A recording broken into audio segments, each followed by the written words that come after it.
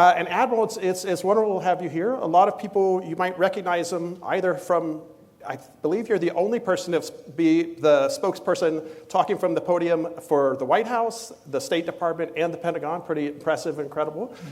People might also know you from for news, the media as well. We will get to kind of foreign affairs and kind of what's going on in the world now, or what was happening while you were serving. But maybe just to give people an idea, you have a really interesting career. You were in the Navy almost 30 years. The first 2 years as an officer on guided missile cruisers, I think later on an aircraft carrier. But you transitioned gradually to communications. In a lot of ways, it's maybe one of the most important things for our military and our politics and our governance in general is how do you communicate our foreign policy mission and objectives to the American public so that they A, understand it, and B, hopefully realize why it's important. But can you talk about, there's so many changes in communications over the last, say, 10, 20 years. What it was like working in that sphere where you have huge changes in terms of social media being a factor, traditional media dying back, and how that communication sphere changed kind of during your professional career as a government spokesperson? Well, thanks. Great question. Thanks for having me here. This is a real treat for me to get out of Washington, a long way out of Washington. I was watching the game before coming down here. It looks like the Astros were up 11-3, so that was the bottom of the eighth. I'm assuming that they won. Does that mean now that they're in the playoffs? There's no way in? It's tough. I think they're like, 5 games back? It's not that bad. Yeah.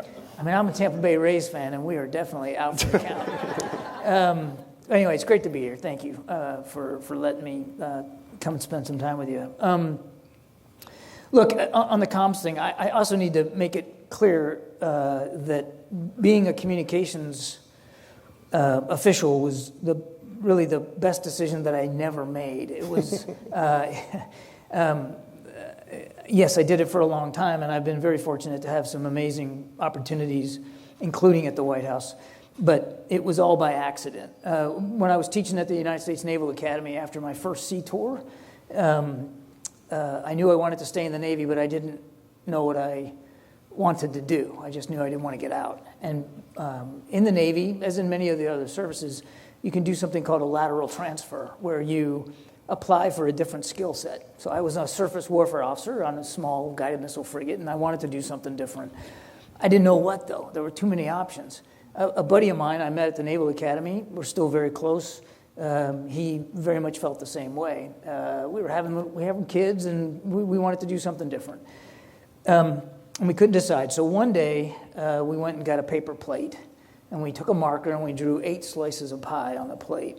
And then in each slice, we drew the name, or we wrote the name of a skill set that we could transfer into from what we were doing: intelligence, supply, cryptology, code breaking, and then public affairs. We even had a slice that we put for the Coast Guard, because back then a Navy officer could transfer into the Coast Guard. We went to the clinic at the Naval Academy. We got a tongue depressor. We drew an arrow on it. We stuck it to the plate with a tag. Every day for 2 weeks as a joke, just to make fun of ourselves. We were 25 years old and just so stupid. We spun it every day before we taught class, and every day it would land on something different, and we'd laugh. One day, after about 2 weeks of this, my buddy came into the office, and he said, "That's it. I want to do it for real." So we shook hands, and we both became public affairs officers. I do not recommend this as a career development tool. But it worked out okay for me. And the reason I preface your question with that is I had no training. I had no experience in communications. I didn't even have time to go to communications school before I went to my first duty aboard an aircraft carrier as the carrier spokesman. So I had to kind of learn as I was going. And every single assignment I had over the course of 25 years of doing this, you had to learn anew how to communicate in the environment, because the environment kept changing. Mm-hmm. And even in the last 2.5 years that I was at the White House working for President Biden, I saw changes in the communication environment that I had to adjust to and adapt to. In some ways, the easiest part of my job was going to the podium and facing the White House press corps. The hard part was, how do you make make sure that your messages are being understood to audiences all around the world and that they're actually getting to them. Yeah. Because a lot of people that you want to reach are not watching the White House press briefing. And they may not be watching the cable news outlets that we spent so much time talking to as well.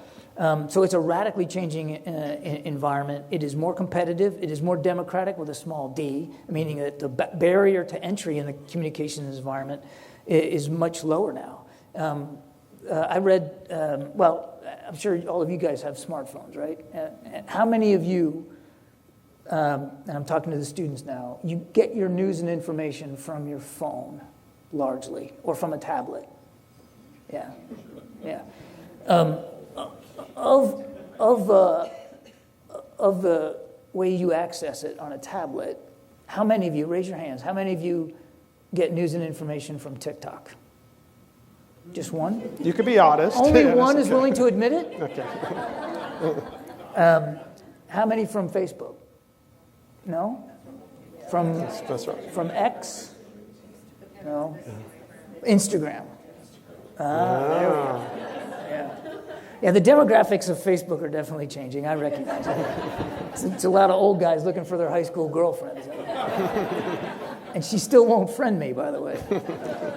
But it's a radically different. There was a Pew Research poll just today that 1 in 5 adults in this country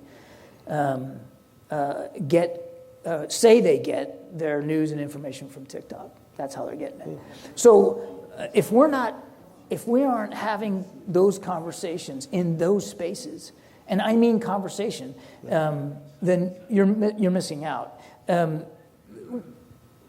We live in what I call a post-audience world. That doesn't mean audiences aren't important. They're critically important. What I mean by that is, number one, audiences aren't interested in just being recipients of messaging. They want you to listen to their feedback. They want to be involved in the communication process. They don't want access to information. They want access to conversation. What worries me is increasingly, because social media is so popular, because the algorithms can silo the information you're getting, it's almost as if they don't want access to information. They want access to confirmation.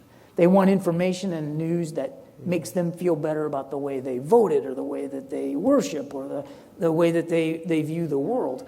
And I think that's worrisome. And as a communicator, to break through that, to try to deliver messages to audiences that are, not because they're deliberately tuning me out, although even my mother at times tuned me out, but that isn't penetrating because the algorithm isn't letting it in. And that's something that we constantly struggle with. And I'd be the first to admit that I didn't always get it right. I'm an old guy and I'm not very technologically adept, but luckily we had some young people on the press team at the NSC that really worked this really hard. And I mean, I suppose maybe the other big challenge in terms of getting U.S. foreign policy objectives out there, whether it's President Bush or Obama or Trump or Biden. Over the years, for instance, you were a naval officer during Desert Storm, the first Gulf War, for both Bush's, both President Bush's, time in office. Obviously, for 9/11, for Iraq, Afghanistan, an officer, through most of it stayed in the Navy through most of Obama's 2 terms. Both of them. How difficult was it, I suppose, especially with Iraq and Afghanistan, say after 5, 6, 7, 8, 9, 10 years? You hear people say Americans are war weary. They don't want to listen anymore to what's happening in Afghanistan, what's happening in Iraq. How difficult was that to still try to make Americans understand why what happens in Iraq is important, why what happens in Afghanistan is important? And, related to that, are you concerned, now, for instance, we'll talk about later, but something similar to maybe happening with Ukraine? Yeah, look, I think war fatigue is a real thing, and no question that as the wars in Iraq and Afghanistan went on, certainly well past a decade, the American people around the world became less interested in what was happening on the ground on a daily basis. What we tried to do it was, at least what I felt my obligation was at the Pentagon and working for Admiral Mullen, the chairman of the Joint Chiefs at the time, was to answer to the public for what we were doing and why we were doing it. Not to try to change their views or to drum up support. That wasn't our role in the military. Our role was to execute the policy that, in this case, 2 commanders-in-chief had delegated to us. And so we felt, Admiral Mullen and I felt, was our obligation to explain and to articulate. And so we traveled there quite a bit. We always took press with us on the plane. He made time to speak to them. We also, and I can't take credit for this because it was decided in the Bush administration, to embed reporters in units so that they would go through some basic military training so that they understood basic battlefield safety. And then they would be attached to units, sometimes at very low levels, even at the platoon and company level, on the ground in Iraq and Afghanistan, where they could report what they saw on a daily basis. And I think that was a brilliant move by the Bush administration. And we kept it going for a long time. We only stopped embedding when our force levels got to a point in both countries where we couldn't support the infrastructure. It just wasn't there to support keeping reporters in country for a long period of time. But I think it was not that you ever want a country to go to war for that long. But I think it was a lesson I hope that we don't forget. God forbid if we ever find ourselves in a situation like that again, because the military-media relationship had been in tatters after Vietnam. Yeah.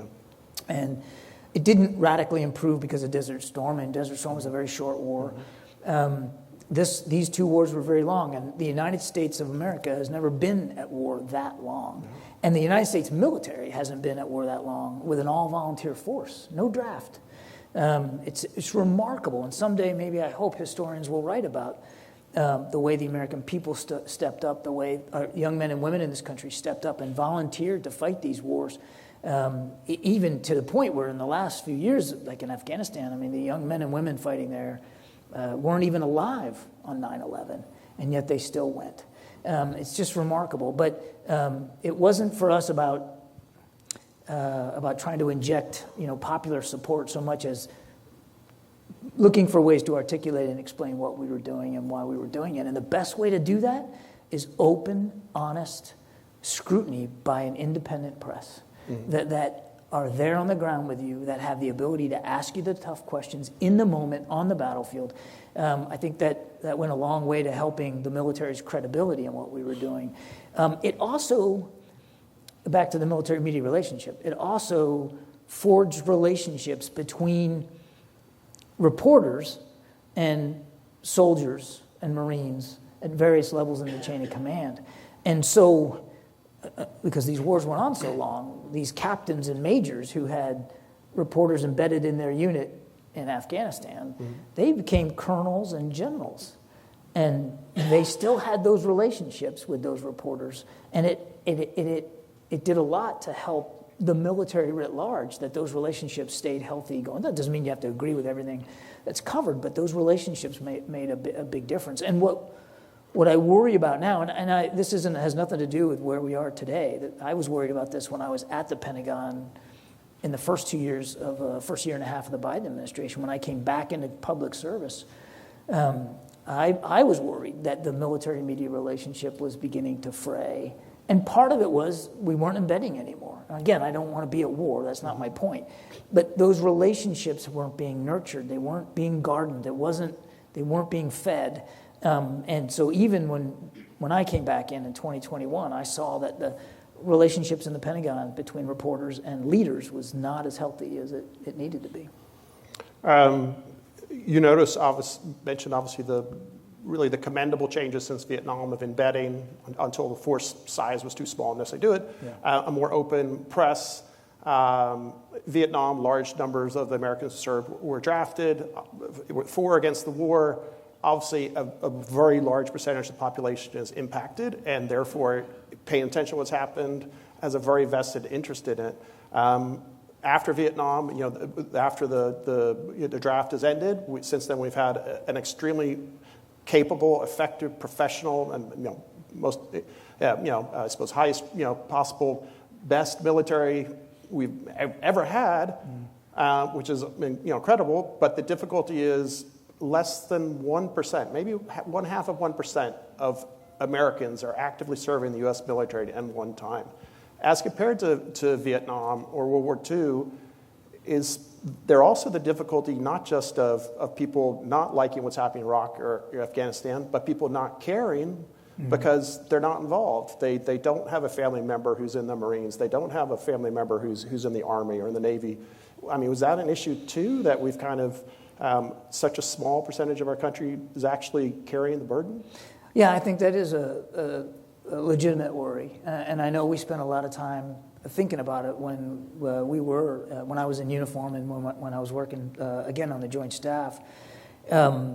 There's a couple of things at work here. I mean, number one is, you're right, it's an all-volunteer force, so the burden of serving does fall on only those who are willing to raise their right hand and do it and who qualify, obviously. And what I worry about is that it has become a bit of a family business. If you were to, how many have served here in the military? Yeah. How many of you who just raised your hand had somebody else in your family that served? Yeah. I mean, if you were to walk through the halls of the Pentagon today and you randomly pick 10 people in uniform and just stop them and ask them, I guarantee you, 9 out of the 10, if not all 10, would tell you that they also had a family member who served that inspired them or influenced their decision to serve. And I'd say more than half of those 10 would tell you they also had like a sibling or a cousin who was currently serving.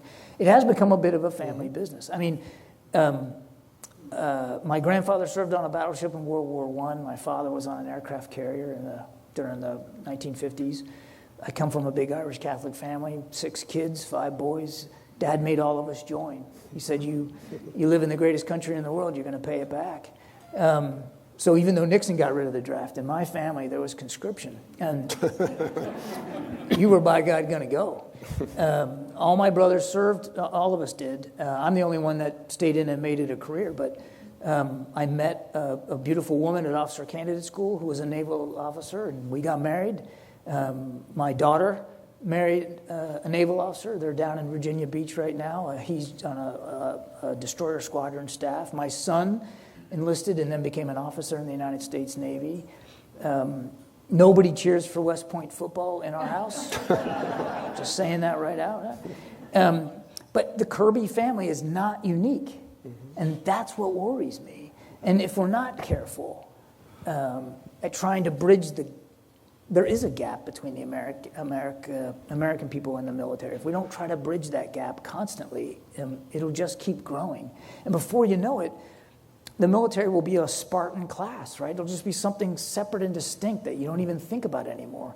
And that's not good for the military either, because it's too easy when you're living on base, going to shopping at the commissary, getting your medical care on the base clinic, to just live in your own little bubble too, and begin to think that you are something different than the rest of the American people. That's not healthy for those in uniform. So, I mean, whenever I talk to vets groups, and I try to do that as often as I can, I implore them as a communicator, tell your story, be a part. They are, many of them, they're obviously a part of their communities. They're coaches, they're teachers, they're preachers. They are a part of their community, but they are reticent sometimes to talk about their experiences and to share what they have done. Where's Bob? Where's he? Bob Gomel? Yeah, it's right there. Yeah, there he is. Just met him out in the hallway. Flew fighter jets in the Korean War. I mean, and I talked to you for 5 minutes, but what an amazing story. F9, F-5. Sorry. Still a fighter jet. But, I mean, I would love to just camp out one day and just listen to you talk about what you did, and I'll bet you there are amazing stories. And I bet you probably don't talk about it a lot because your generation doesn't do that. And the young generation coming out of Iraq and Afghanistan, they have seen things, they have done things, they know things, they feel things that they're still grappling with. And even those who didn't come back physically wounded came back with invisible wounds of war that they're grappling with, and it's hard for them to open up. I'm not impugning that at all, but I would encourage them as they can to share their stories, to talk about what they've done, because I think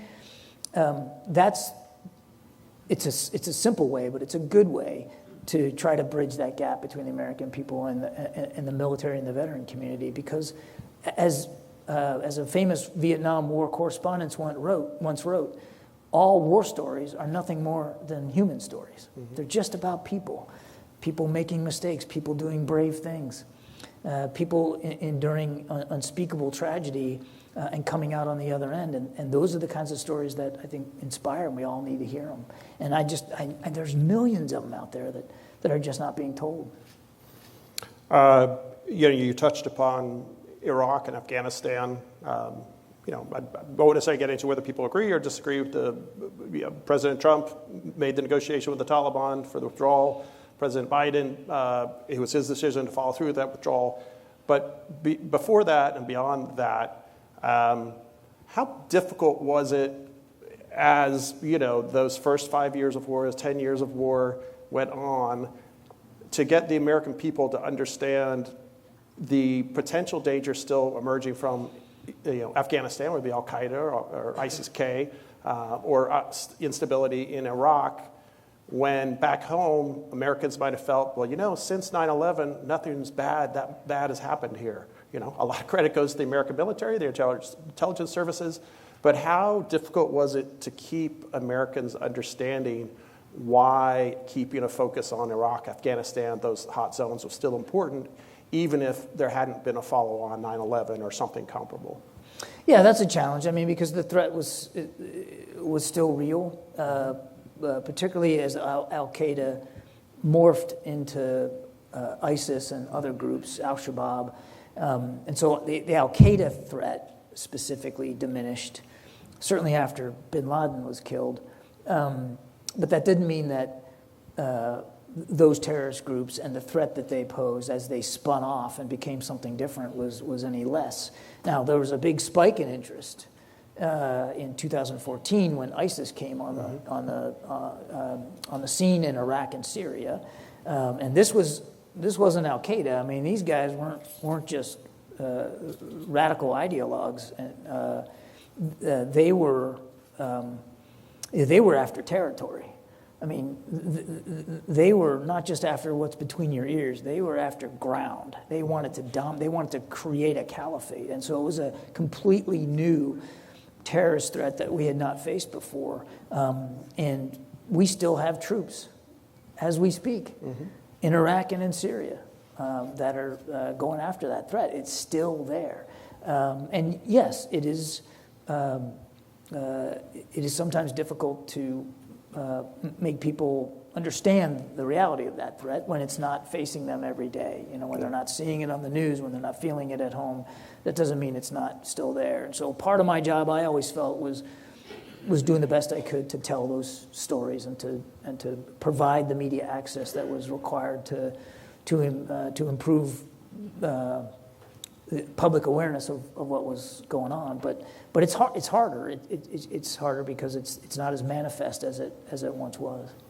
And as you all might presume, obviously, when the Admiral was at the podium for the Pentagon or the State Department or the White House, he is only expressing the position of that president he's serving for. Now, on the flip side, you're expressing your own opinions. Related to Afghanistan, recently people might have seen where President Trump had kind of put forward the idea of having a presence again at Bagram Air Force, the former airfield we had, one of the biggest bases we had in Afghanistan, for kind of counterterrorism missions. How viable do you think something like that is? And is it something you would say we should maybe consider to reluctantly work with the Taliban if it means killing more dangerous extremists like ISIS-K or something like that? It's difficult for me to answer because I don't really know what the Trump administration is thinking on that. I'm not, obviously, don't have access to the intelligence that they have. I don't have access to their discussions. So I want to be careful here. I don't really know what they've got in mind. But I can tell you how we addressed it, because I know Bagram has been this recurring, and sometimes it gets to be a bit of an emotional issue with people when we talk about Afghanistan and the withdrawal. When we took office, because President Trump had already planned to withdraw from Afghanistan. In fact, he had given his commanders an order before he left office that he wanted the troops out by Christmas, before the inauguration. And then he rescinded it. But the military is a planning organization. And when the commander-in-chief says, I want you to do something, they plan for it. And so when we came into office, one of the first things that Secretary Austin, then the Secretary of Defense, did was go to Afghanistan, go to Kabul. I went with him. We met with the commander on the ground, and he showed us the plan that they had already developed to withdraw from Afghanistan. That obviously, over time and with President Biden's decision, we modified the plan a little bit.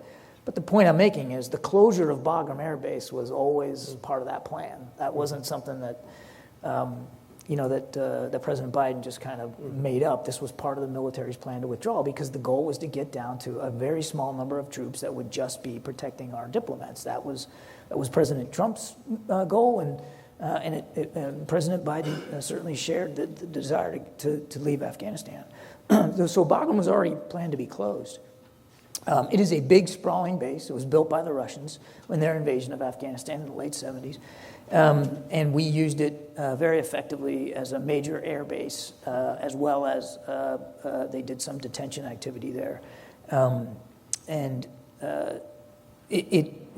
When we did the withdrawal, it made no sense to keep Bagram open, because it's a good 30 miles or so north of Kabul.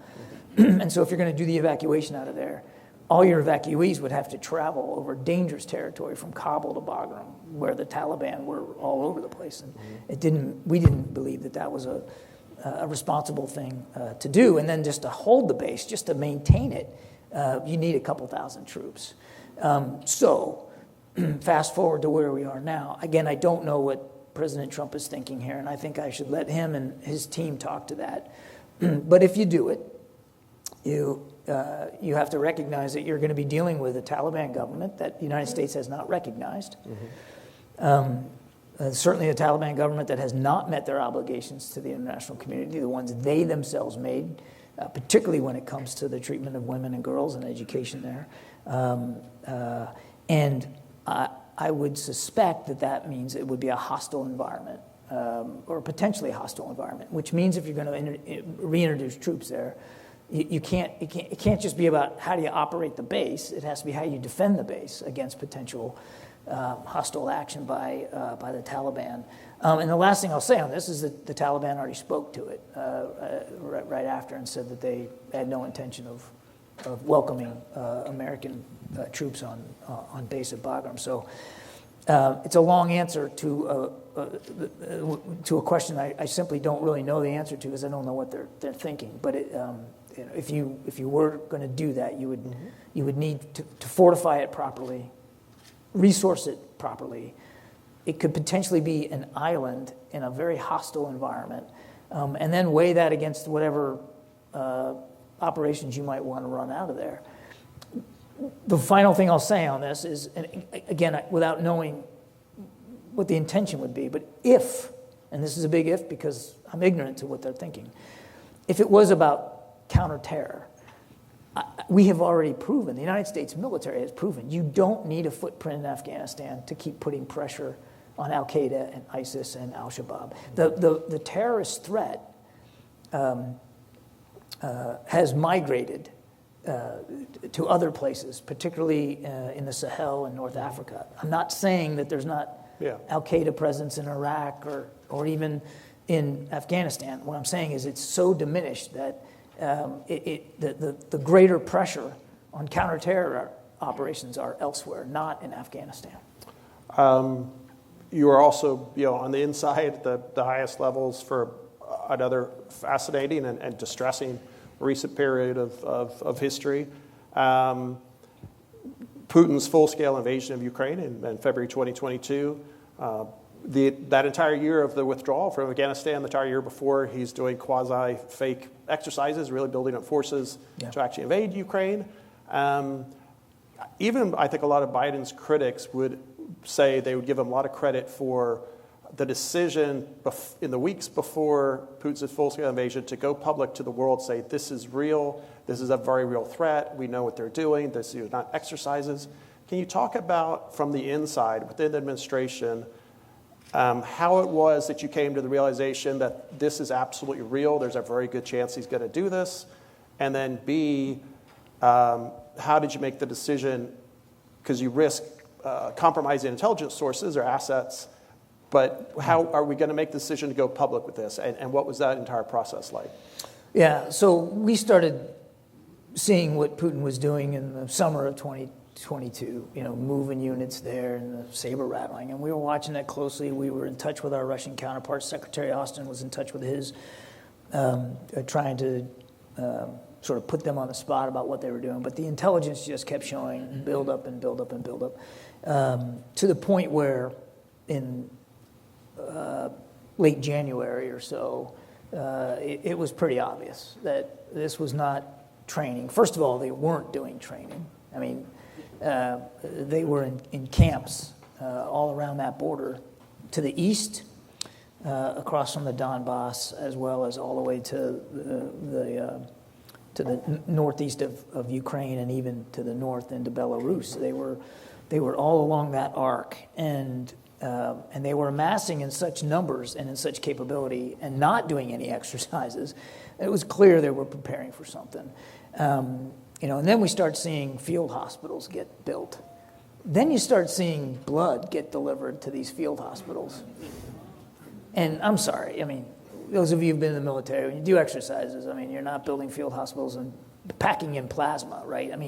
It's clear that what they're doing. And we called them on it. They, of course, denied it because that's what the Russians do. And then we obviously shared everything that we were getting. And the Brits also had a very good intelligence program of their own. And they were sharing it with the Ukrainians and sharing it with us. And there was a lot of collaboration so that we all had the same sight picture about what was happening. And then in late January, we got intelligence that Putin was going to try to create a pretext for invading. Again, he's saying these troops are there. Look, I can move troops. I'm the commander-in-chief. I can move them inside my country wherever I want. They're not on Ukrainian soil. Leave me alone, right? But we got intelligence that he was going to create a pretext for invasion by staging a fake video of a Ukrainian terrorist attack. The Ukrainians weren't threatening anybody, and it's not a terrorist state. But that's what he was claiming. And he was going to literally hire actors to pose as mourners and stage this scene. And we even had the intelligence that he was going to empty mortuaries of corpses and throw them on the ground so that it looks like that they were killed in this attack. And Jake Sullivan, our national security advisor, working with the intelligence community, we believed that it was important to lay that out publicly.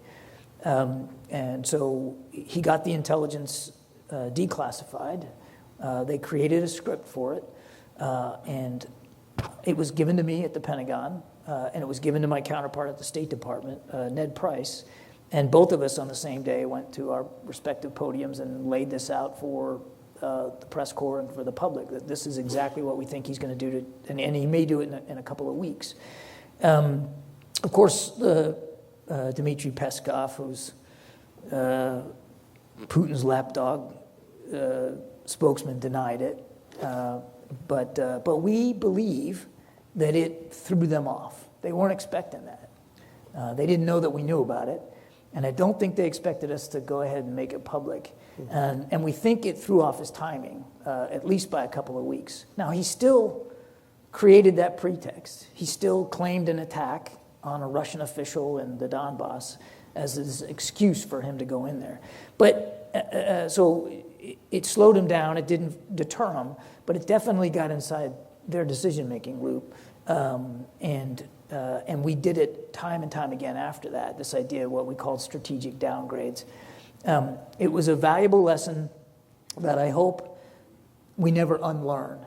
I don't know if the Trump administration is doing it. We did it quite a bit. In fact, Mr. Sullivan had a whole process in place, a whole set of criteria by which intelligence should be looked at for downgrading and being made public. It had to meet certain objectives.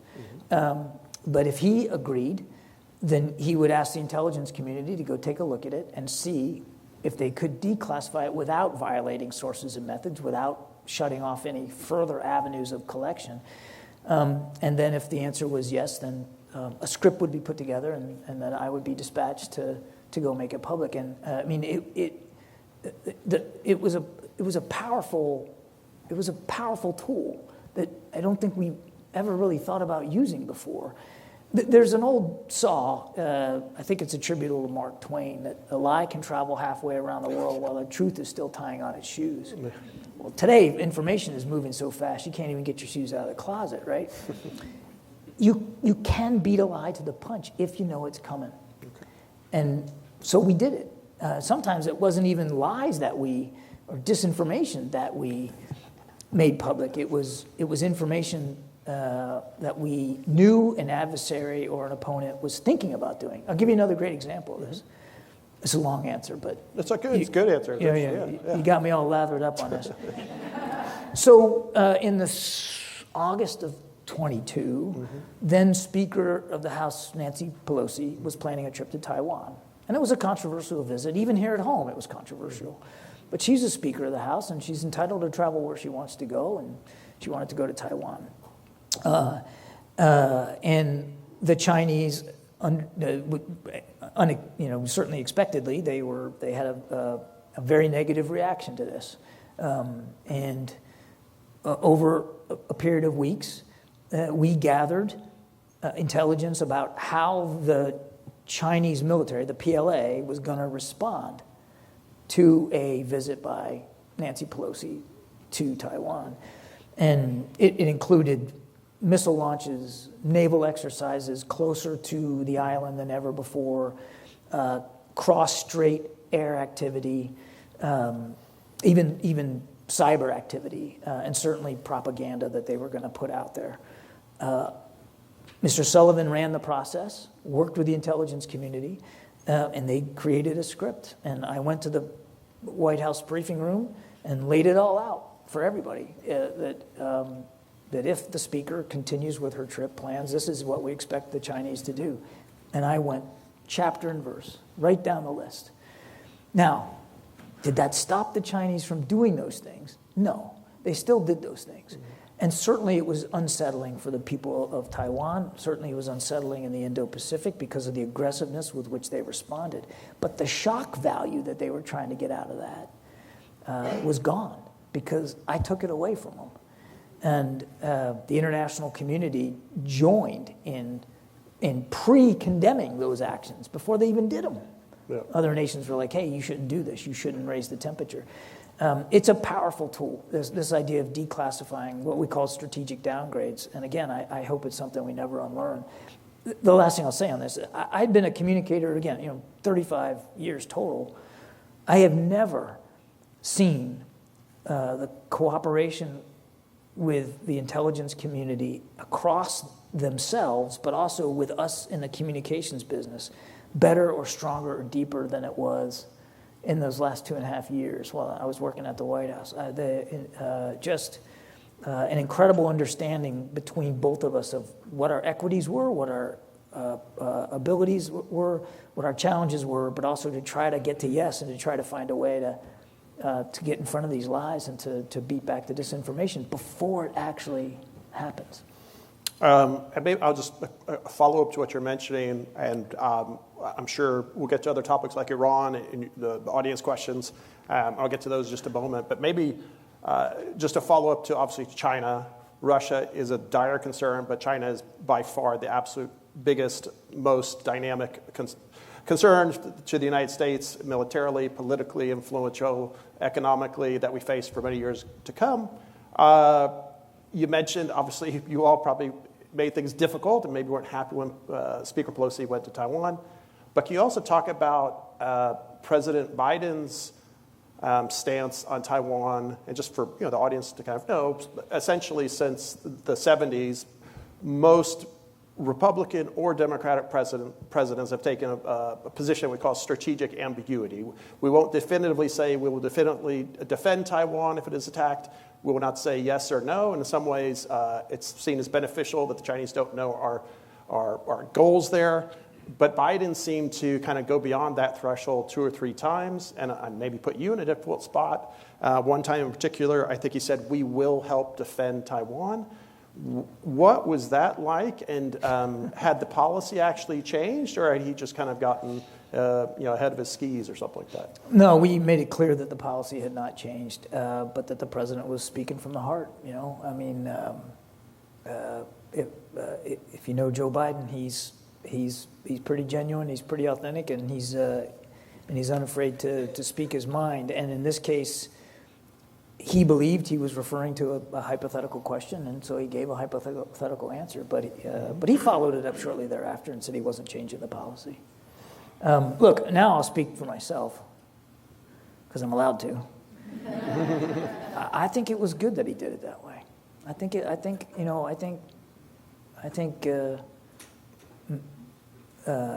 having the Chinese second guess a little bit and wonder what we would do or how we would do it, I don't think that was all bad. I have a lot of great questions here, and whatever I can't get to, I'll give to the Admiral, and I'll try and perhaps combine 2 or 3 if they're relatively similar.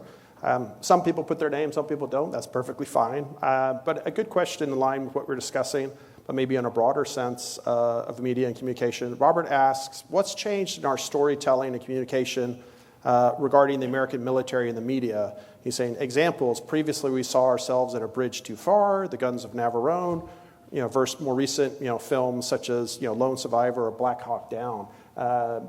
Beyond just the media, in terms of what we think of the news, how do you think those images or those kind of depictions or representations of the military have changed?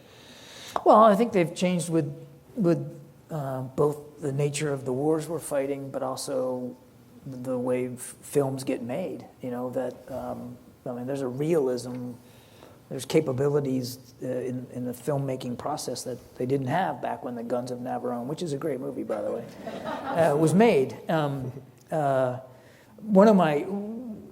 of the most fun parts of my job at the Pentagon as the assistant to the Secretary of Defense was I was responsible for the unit that cooperated with Hollywood in the making of films that either were about the military or had military components to it.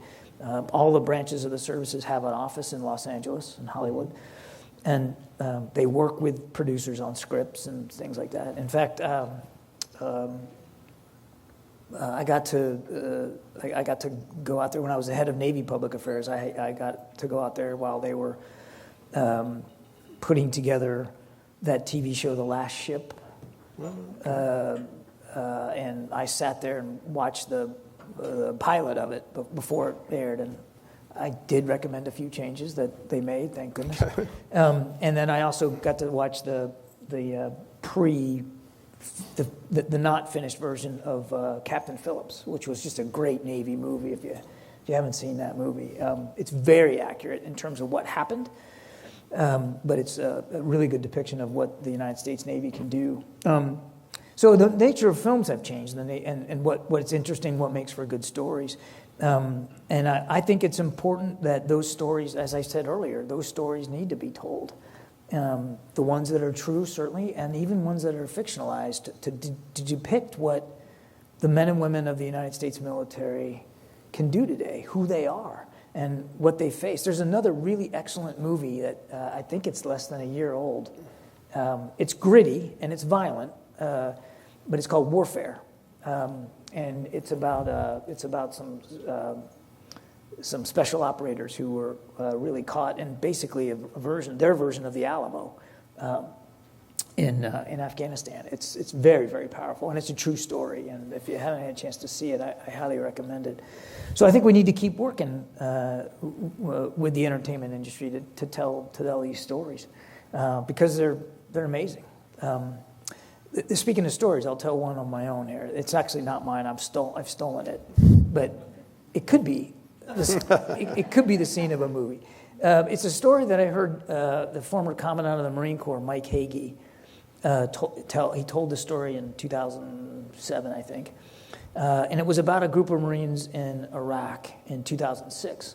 And you might recall in 2006, that was a tough time in Iraq, particularly with these improvised explosive devices, these roadside bombs, which were becoming very, very lethal and dangerous.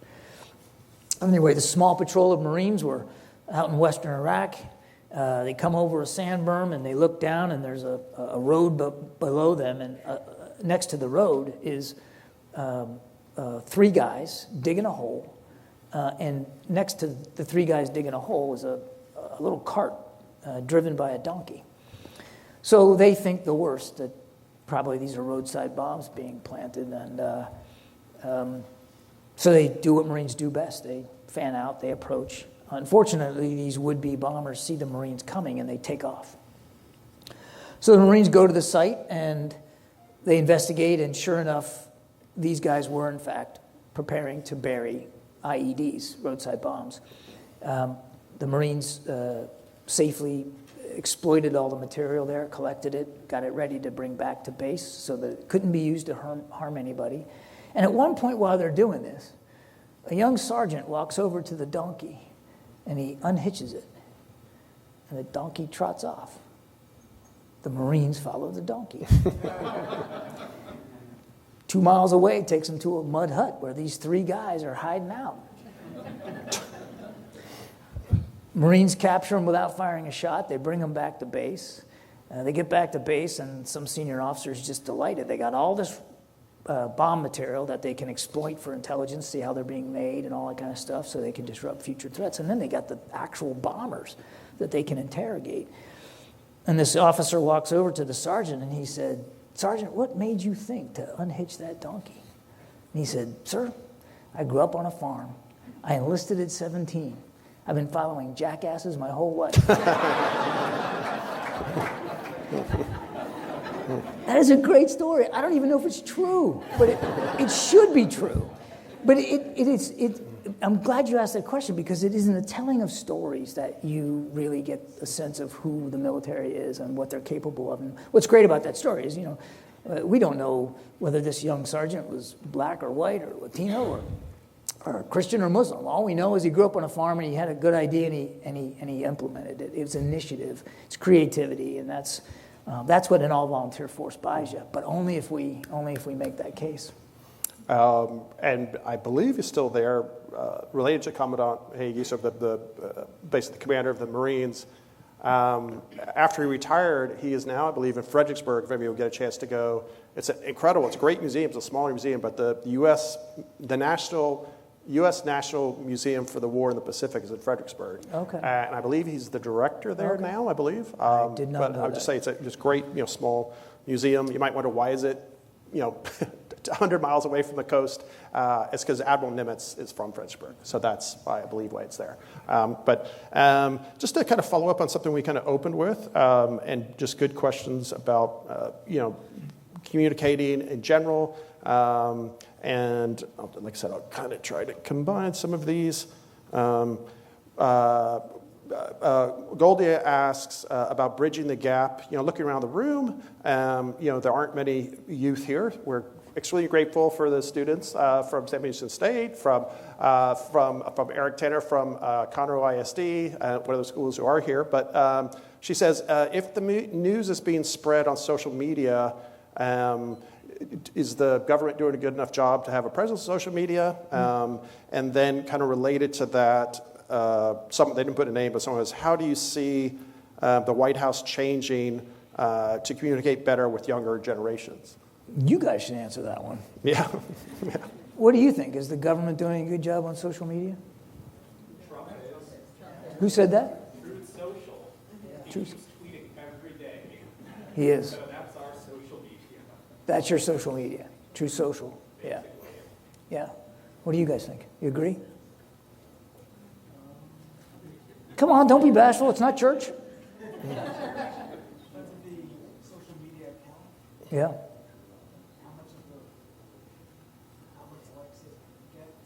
Yeah. Yeah. Yeah. I mean, I can't speak for every agency in the government, but certainly at the White House, Pentagon, State Department, the agencies all have pretty robust social media presence. TikTok obviously was a problem, and we'll see if Mr. Trump and President Xi come to some sort of agreement on here that protects data and information for American users. We'll see where they go with that. But outside of the TikTok thing, there's a pretty robust, aggressive approach by agencies, and I think that's probably still the case right now. And even individual ships in the Navy have social media accounts across the spectrum. Some use it better than others. I think there's a couple of thoughts here. I think, as I said earlier, if that's where the conversation is happening and that's where people are getting information, you can't afford to ignore it. You have to be a part of that. That said, it's not a panacea. It's not just enough to be good at a quip or a put down on X. For the government, you have to be able to provide the context and the information that people need. You have to be able to also tell those stories.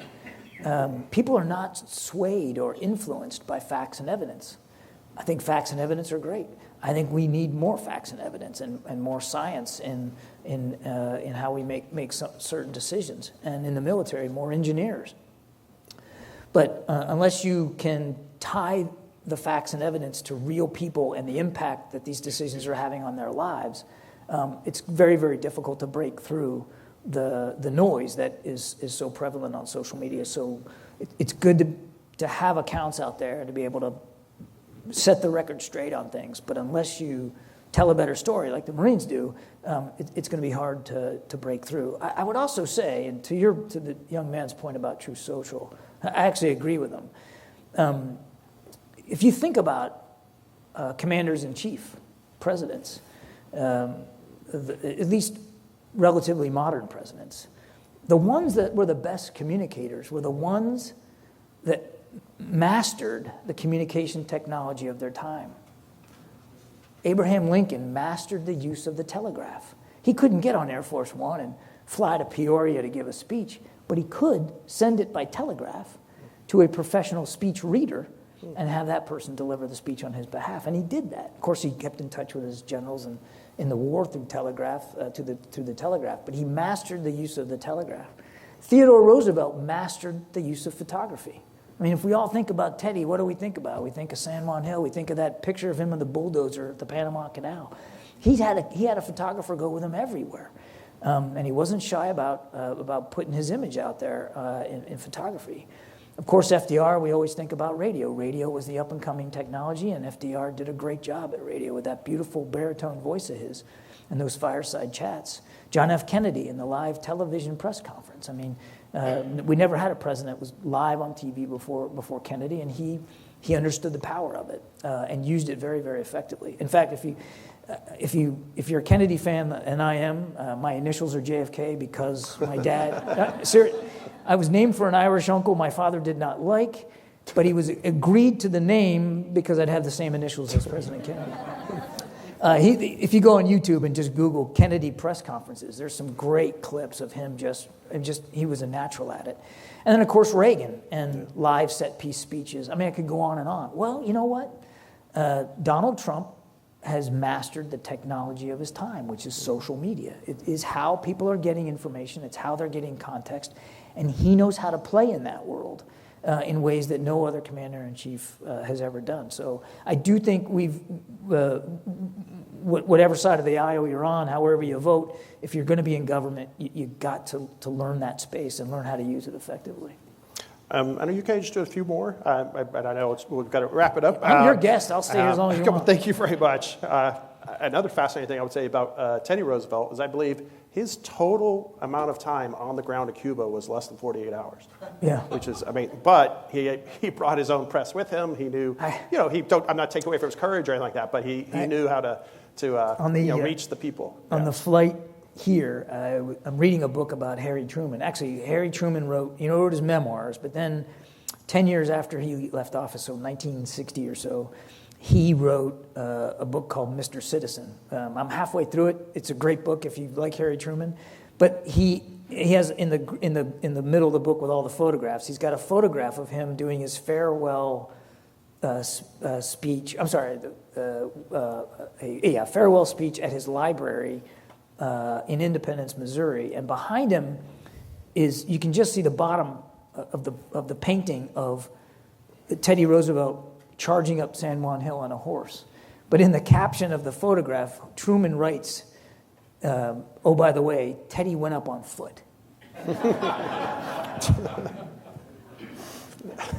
He was good at pictures. A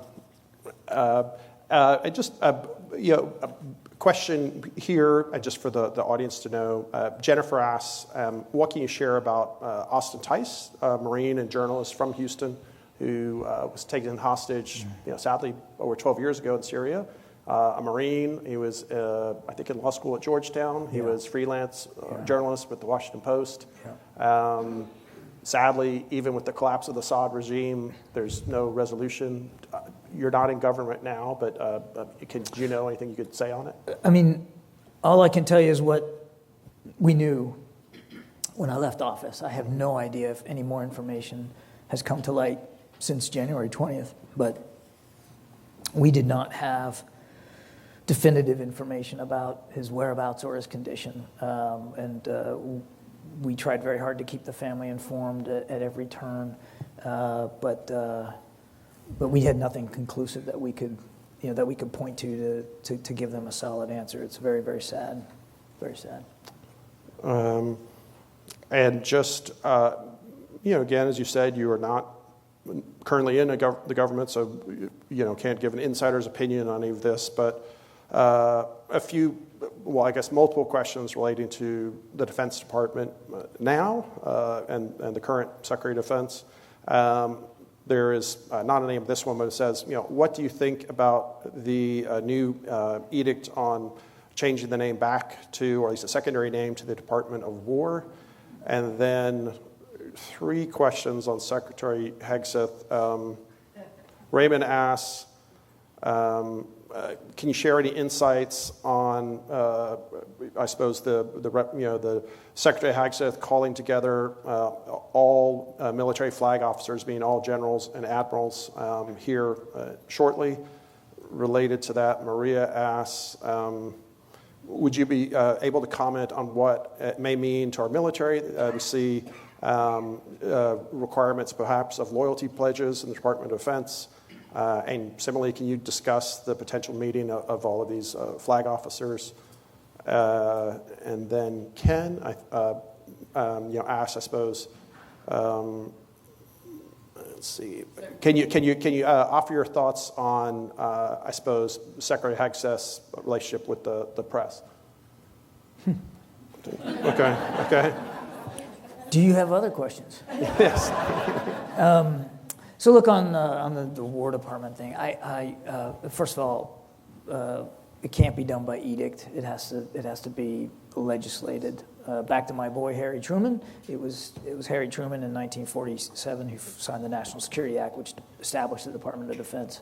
It is still the Department of Defense. I recognize that the new administration wants to call it something else, and if they want to do that, certainly that's their purview. And I'm not animated by it.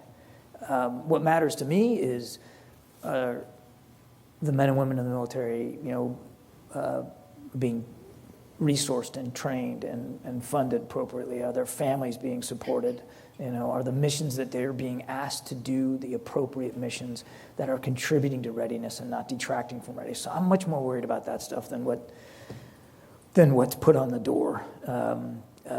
On this meeting, your guess is as good as mine. I don't know. I was, before coming down here, trading some text messages with a Pentagon reporter who I know and have had a great relationship with for a long, long time. And this reporter also just has no idea that there's really no indication, aside from whoever made the decision, and I'm assuming Secretary Hegseth knows why he's doing this, but I really don't know. And so I don't want to prejudge until we have a better sense of exactly why he's doing this. I have to assume, and I hope it's for a very good reason, because if it is as reported, it's hundreds of admirals and generals from around the world.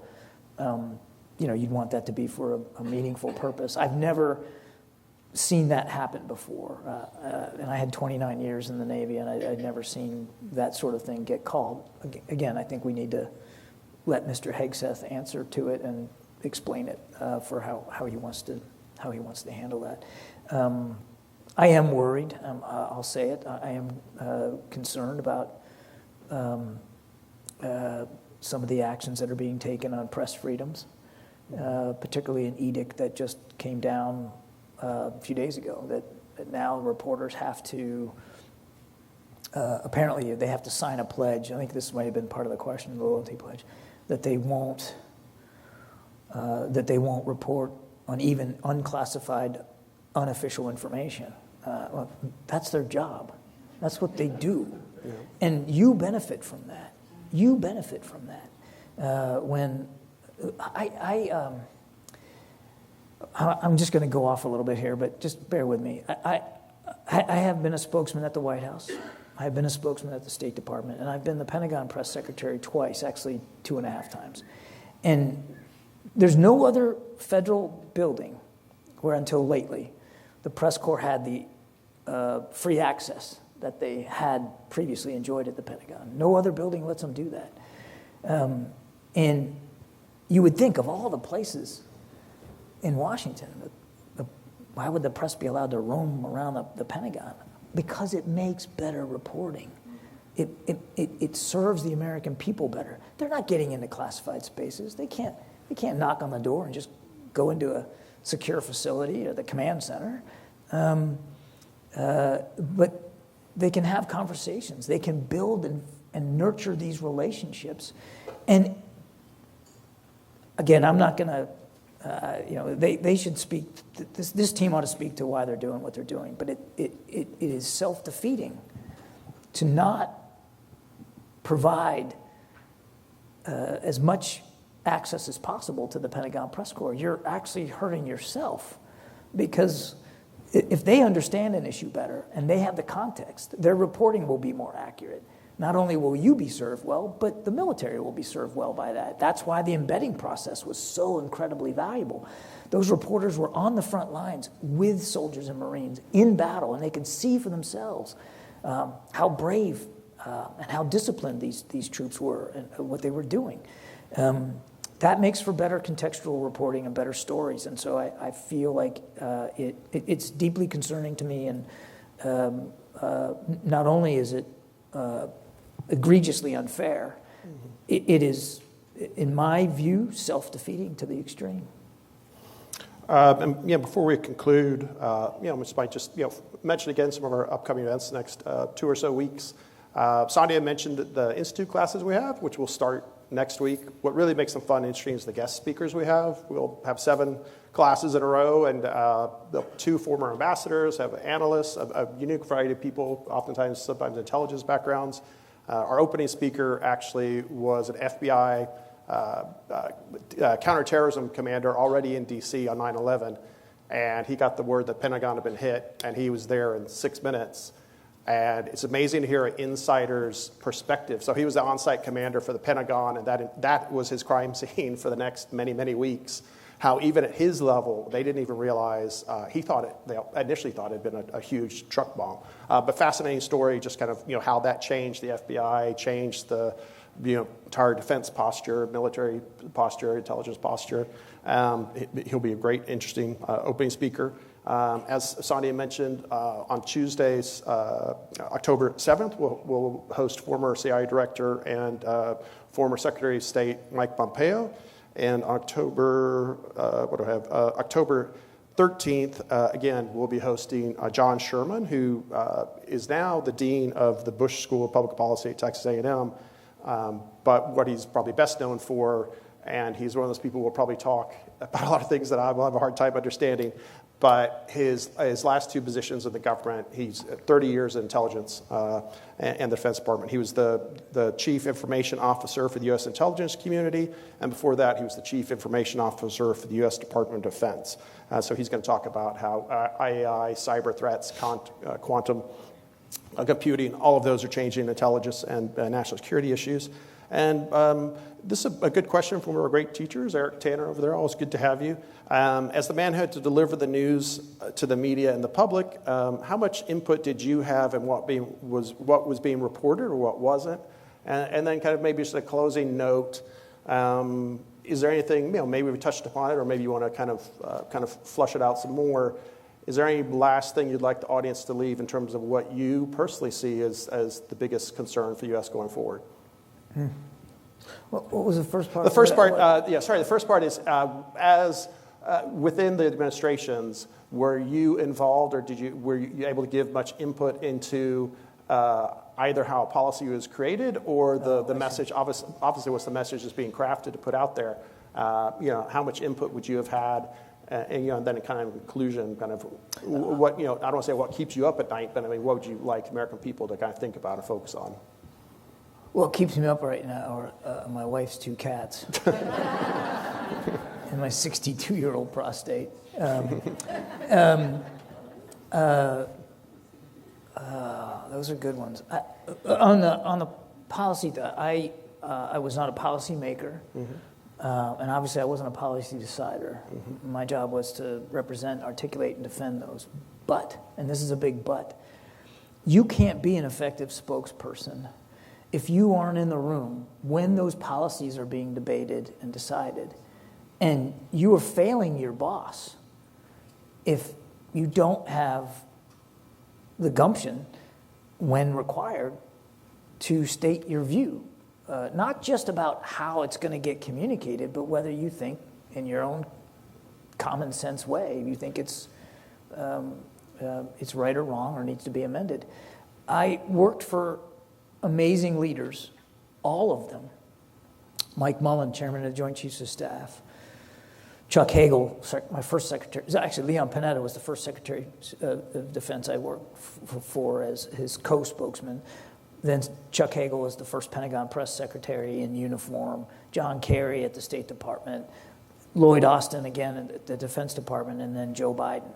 Every single one expected me to be in the room when big decisions were being made, and expected me to say something if I felt I needed to say something. And in fact, President Biden it was very common. I mean, I had to make sure when I went into a meeting with him that I had thought through everything, because it was not uncommon for him to look at me and just say, what do you think? Even if I didn't feel like I needed to inject myself, he wanted to know what I thought. That's just his leadership style. So a good spokesman has got to be willing to be a part of those policy discussions. Obviously, I'm not a Middle East expert. I'm not a Ukraine expert. So, if you're going to chime in, you need to respect your own level of expertise. But because these leaders all knew, back to the young man who talked about true social, I mean, these leaders all knew that the policy making decision, the policy making process, and the communication process has to work hand in hand. They have to go together. And sometimes the communications, the narrative, the story you tell is in fact the policy. And so they're almost inseparable. And if you don't have your spokespeople in the room when these decisions are being made, then you're just going to be playing catch up. You're in this information environment we've been talking about today, moving at the speed of X, right? If I'm not informed, if I don't know what's going on, if I haven't listened to the president as he thinks out loud, then I'm not going to be able to stop a bad story before it gets started or get it fixed after after it's already out there, or set the table for it, going forward. So I was lucky that I worked for people that expected me to be involved in that, even though I wasn't obviously the decider and I wasn't making it. And I think that's absolutely critical.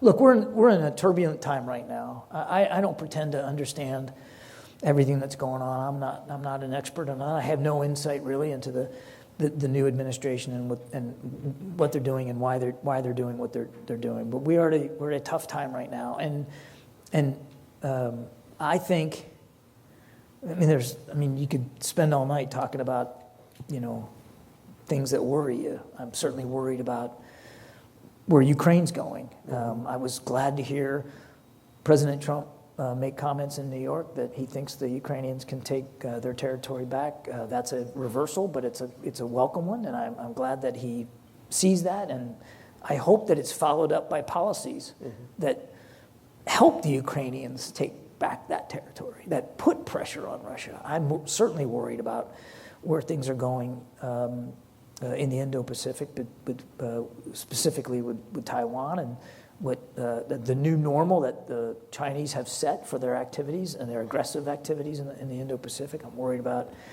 AI, as I think we probably all are. But especially in this last week, what I worry about is our ability to speak to one another respectfully. Yeah. There just should be no place for the violence that we're seeing, and no place for the finger pointing when there are families that are grieving. We should be, I'd like to think that that all of us, no matter how we vote, would take a look at this and say, man, we got to be better than this. We got to get back to a place where your political opponent is not your enemy, where somebody who votes different than you or looks different than you or worships different than you is still seen as a human being of worth and value and deserving of respect and dignity and kindness. We have to stop. We have to stop screaming at one another and blaming one another and putting a zero-sum equation on every single thing that's happening, and find ways to just talk and more importantly, to listen. Former Chief Justice John Marshall, our first and greatest Chief Justice, said that to listen well is as powerful an influence on policy as to speak well, to be a good listener. Listening, even if it's to somebody you don't like or views you don't like, listening to them without interrupting, just listening, doesn't mean you're surrendering your values or your position. It's a positive, affirmative show of respect. Listening is not passive. It is an active form of communications. And man, we're just not doing that. We got to do a better job listening. Well, thank you.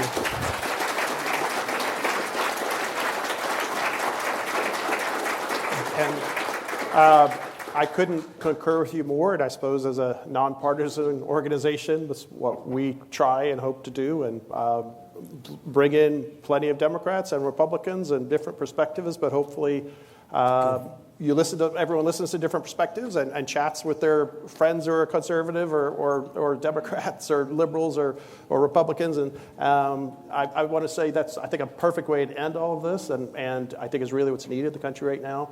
And please, on behalf of everyone here and the entire council, please join me in thanking, not just for tonight, but for your decades of service to the United States. Thank you, Admiral. Thank you.